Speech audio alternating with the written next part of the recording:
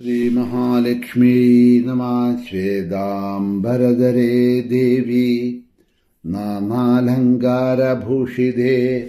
ജഗസ്ഥിതേ ജഗന്മാത മഹാലക്ഷ്മീ നമോസ്തുതേ. മഹാലക്ഷ്മീ നമഃ. മഹാസരസ്വത്യൈ നമഃ. സുപ്രഭാതം, ശുഭദിനം. എല്ലാ ധന്യാത്മാക്കൾക്കും പുലർകാല വന്ദനം. ശ്രീമദ് ദേവി ഭാഗവത നിത്യപാരായണ പരമ്പരയുടെ ഇന്നത്തെ യജ്ഞവേദിയിലേക്ക്, സത്സംഗത്തിലേക്ക് എല്ലാ ധന്യാത്മാക്കൾക്കും സുസ്വാഗതം. നവമസ്കന്ധത്തിലെ 41-ാമത്തെ അധ്യായമാണ് അവലോകനം ചെയ്തുകൊണ്ടുവരുന്നത്. തന്റെ രാജ്യവും ഐശ്വര്യവും ശ്രീയും കീർത്തിയും ഓജസ്സും തേജസ്സും ദുർവാസാവിന്റെ ശാപത്താൽ നഷ്ടപ്പെട്ട ഇന്ദ്രൻ ബ്രഹ്മാവിനെ ആശ്രയിച്ചു.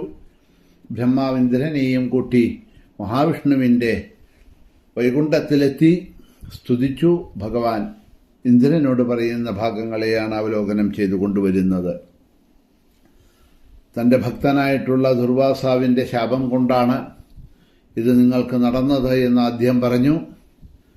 തുടർന്നുകൊണ്ട് പറയണു, എന്നിൽ ഭക്തിയില്ലാത്തവന്റെയും ഹരിവാസരത്തിലോ എൻ്റെ ജന്മദിനത്തിലോ ഭക്ഷിക്കുന്നവന്റെയും ഗൃഹത്തിൽ ലക്ഷ്മി വസിക്കില്ല.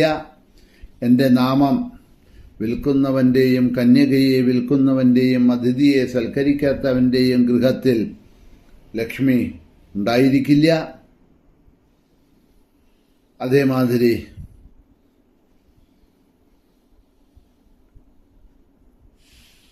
പലതും എവിടേക്കാണ് ലക്ഷ്മി വസിക്കാത്തത് എന്നെല്ലാമാണ് പറയണത്.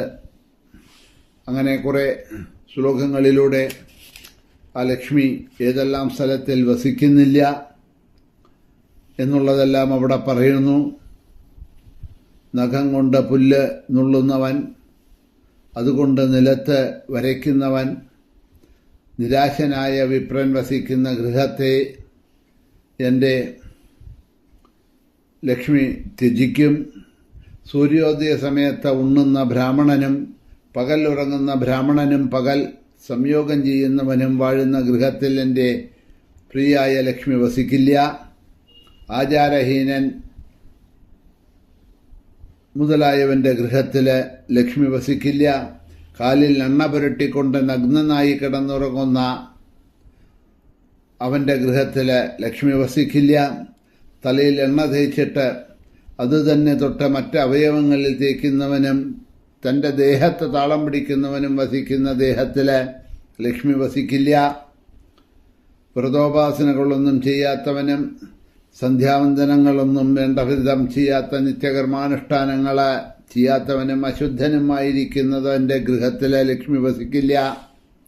ബ്രാഹ്മണന്റെ നിന്ദകൾ ചെയ്യുന്നവന്, ബ്രാഹ്മണനെ വെറുക്കുന്നതിന്, ജീവികളെ ഹിംസിക്കുന്നവന്റെ, ജീവികളിൽ കരുണ ദയ കാണിക്കാത്തവന്റെ ഗൃഹത്തിൽ ലക്ഷ്മി വസിക്കില്ല. എവിടെയെല്ലാമാണോ ഞാൻ അർച്ചിക്കപ്പെടുന്നത്, കീർത്തിക്കപ്പെടുന്നത്, അവിടെയെല്ലാം സർവമംഗളങ്ങളായ ആ ദേവി, എൻ്റെ പ്രിയപ്പെട്ട ലക്ഷ്മി എപ്പോഴും അവിടെ ഉണ്ടായിരിക്കും ആ ഗൃഹങ്ങളിൽ. അതുകൊണ്ട് ഹേ ബ്രഹ്മാവേ, കൃഷ്ണനെയും ഭക്തന്മാരെയും പ്രശംസിക്കുന്നത് എവിടെയാണോ അവിടെ കൃഷ്ണപ്രിയയായ ദേവി സദാ വസിക്കും. ശംഖധ്വനി, ശംഖം, സാളഗ്രാമം, തുളസീദളമൊക്കെ ഉള്ളിടത്ത് ലക്ഷ്മി എപ്പോഴും ഉണ്ടായിരിക്കും. അതൊക്കെയാണ് പണ്ടുകാലത്ത് ഗൃഹങ്ങളൊക്കെ കെട്ടുന്ന സമയത്ത് ഉമ്മറത്തൊരു തുളസി മഠം കെട്ടുമായിരുന്നു. അല്ലെ, നടുമുറ്റത്തൊരു തുളസി മഠം കെട്ടി അതിലൊരു തുളസിയെ വയ്ക്കും. കാലത്ത് കുളിച്ചു വന്ന് ശുദ്ധമായ തുളസിക്ക് ജലം വിട്ട് പ്രദക്ഷിണം വയ്ക്കും. സന്ധ്യാസമയത്ത് തുളസിക്ക് ഒരു വിളക്കൊക്കെ കൊളുത്തി വെക്കാറ് പതിവുണ്ട് നാട്ടിലൊക്കെ. ഇവിടെ ഇപ്പോൾ ഫ്ലാറ്റ് സിസ്റ്റമുള്ളവരും മറ്റുള്ള പല പുഷ്പങ്ങളും ചെടികളും റോസും മറ്റൊക്കെ നമ്മൾ വെക്കുന്നുണ്ട്. ഒരു തുളസിയെങ്കിലും ഒരു ഗൃഹത്തിൽ ഉണ്ടായിരിക്കണം എന്നുള്ളത് നിർബന്ധമാണ്. അതുകൊണ്ട് നിങ്ങളെല്ലാവരും ഇല്ലെങ്കിൽ ഉണ്ടെങ്കിൽ വളരെ സന്തോഷം, ഇല്ലെങ്കിൽ ഒരു തുളസിയെങ്കിലും നിങ്ങൾ വെക്കണം. അതിന് നമ്മുടെ കൈ കൊണ്ട് കാലത്ത് ജലം ഒഴിക്കുക, സന്ധ്യാസമയത്ത് ഒരു ദീപം തുളസിയുടെ മുമ്പിൽ കൊളുത്തി വെക്കുക. ഇത്രയും നമ്മൾ ചെയ്യണമെന്ന് പറയാണ്. ശിവലിംഗത്തെ അർച്ചിക്കുക, ശിവനെ കീർത്തിക്കുക, ദുർഗയെ അർച്ചിക്കുക, കീർത്തിക്കുക, മുതലായവ ചെയ്യുന്നവരുടെ ഗൃഹങ്ങളിൽ എപ്പോഴും ലക്ഷ്മി വസിക്കുന്നുണ്ടാവും. ബ്രാഹ്മണരെ സേവിക്കുക, അവർക്ക് ഭക്ഷണങ്ങൾ കൊടുക്കുക, അതേമാതിരി അതിഥി സൽക്കാരങ്ങൾ ചെയ്യുക, അതൊക്കെ ചെയ്യുന്ന സ്ഥലത്ത് ലക്ഷ്മി എപ്പോഴും ഉണ്ടാവും. ഇങ്ങനെ ലക്ഷ്മി എവിടെയെല്ലാം ഉണ്ടാവില്ല, എവിടെയൊക്കെയാണ് വസിക്കുക എന്നൊക്കെ പറഞ്ഞിട്ട്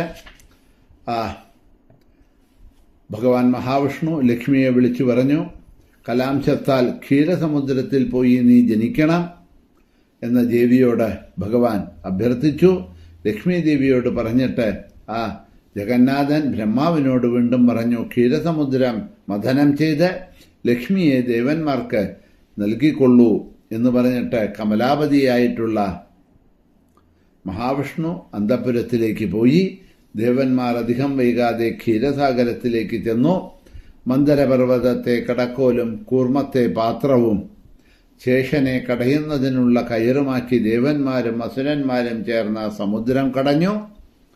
ധന്വന്തരി അമൃത്, ആരും കൊതിക്കുന്ന ഉച്ഛൈസ്രവസ് എന്ന അശ്വം, നാനാതരം രത്നങ്ങളായ ഐരാവതം, ലക്ഷ്മി, സുദർശനം എന്നിവയെല്ലാം ആ സമുദ്രത്തിൽ നിന്നും വീണ്ടും ഉത്ഭവിച്ചു. ക്ഷീരസാഗരത്തിൽ ശയിക്കുന്നവനും സർവേശ്വരനും രമണീയനുമായ വിഷ്ണുവിനെ വൈഷ്ണവിയായി ലക്ഷ്മീദേവി വനമാല നൽകി സ്വീകരിച്ചു. ദേവന്മാരും ബ്രഹ്മവും ശങ്കരനും അവളെ ആ ലക്ഷ്മിയെ പൂജിക്കുകയും സ്തുതിക്കുകയും ചെയ്തു. ബ്രാഹ്മണശാപം പരിഹരിക്കുന്നതിന് വേണ്ടി ആ ലക്ഷ്മീദേവി ദേവലോകത്തെ കടാക്ഷിച്ചു.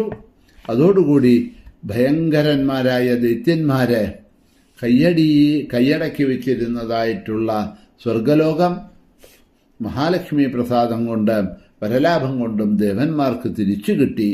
ഇങ്ങനെ സാരഭൂതവും സുഖപ്രദവുമായിട്ടുള്ള ലക്ഷ്മി ഉപാഖ്യാനം ഞാനിതാ അങ്ങയ്ക്ക് പറഞ്ഞു തന്നു, നീ എന്താ കേൾക്കേണ്ടത് എന്ന് പറഞ്ഞുകൊണ്ടാണ് ഈ 41-ാമത്തെ അധ്യായം ഇവിടെ അവസാനിക്കുന്നത്.